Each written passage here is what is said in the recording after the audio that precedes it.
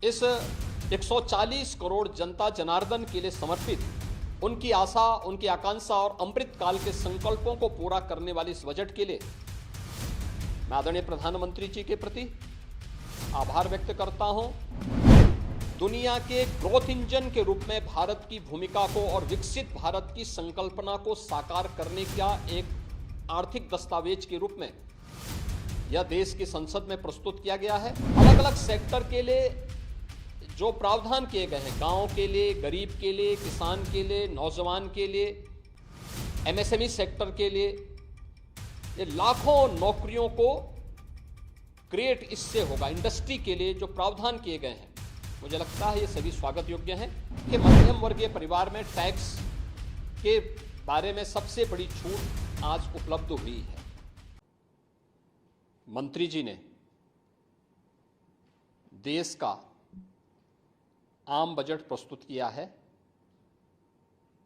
यह बजट सर्वस्पर्शी, सर्वसमावेशी, विकासोन्मुख 140 करोड़ भारतवासियों की आशा, आकांक्षा और अमृतकाल के संकल्पों को पूरा करने वाला सिद्ध होगा। आम बजट 2024-25 आत्मनिर्भर एवं विकसित भारत के निर्माण का एक आर्थिक दस्तावेज है।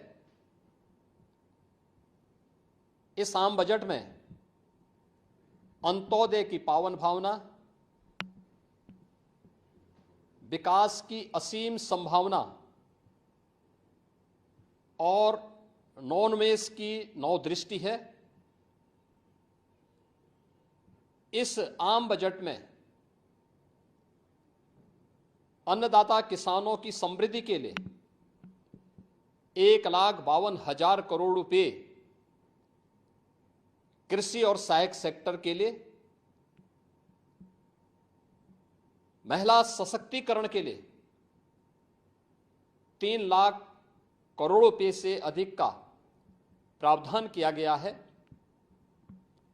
स्वाभाविक रूप से आधी आबादी, देश के सबसे बड़े राज्य उत्तर प्रदेश की आधी आबादी इससे सर्वाधिक लाभान्वित होने वाली है, और खासतौर पर तब जब उत्तर प्रदेश 2020 से ही मिशन शक्ति के कार्यक्रम को प्रभावी ढंग से यहां पर जमीनी धरातल पर उतार रहा है।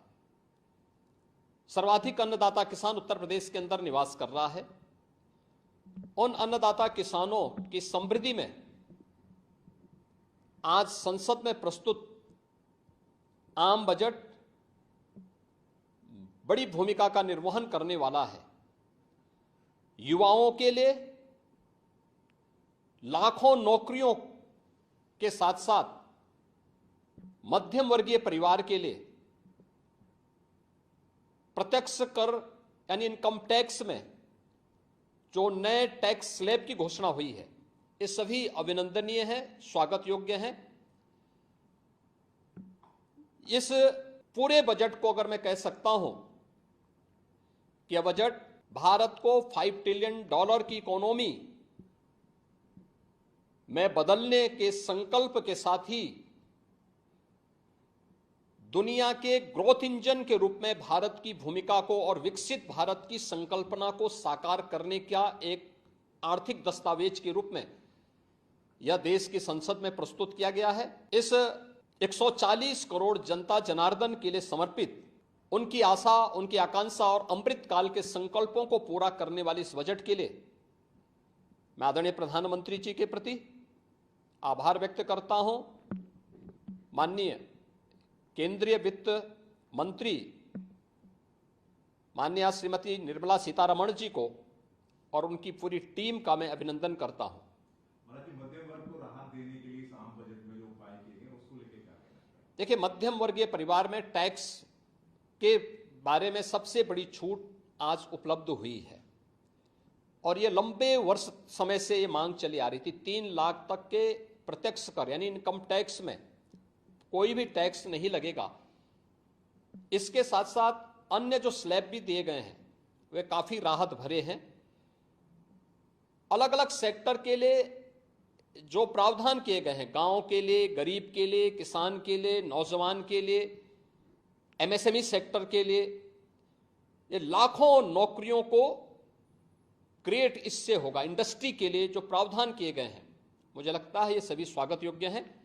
और नौजवानों के लिए, समाज के हर तबके के लिए, महिला सशक्तिकरण के लिए, अन्नदाता किसानों के लिए, सभी तबके के लिए जो कुछ भी प्रावधान इसमें किया गया है, मैं कह सकता हूं कि यह राम राज्य की अवधारणा को साकार करने वाला एक सर्वस्पर्शी, सर्वसमावेशी और विकासोन्मुख बजट के रूप में यह मोदी 3 का यह पहला बजट जाना जाएगा।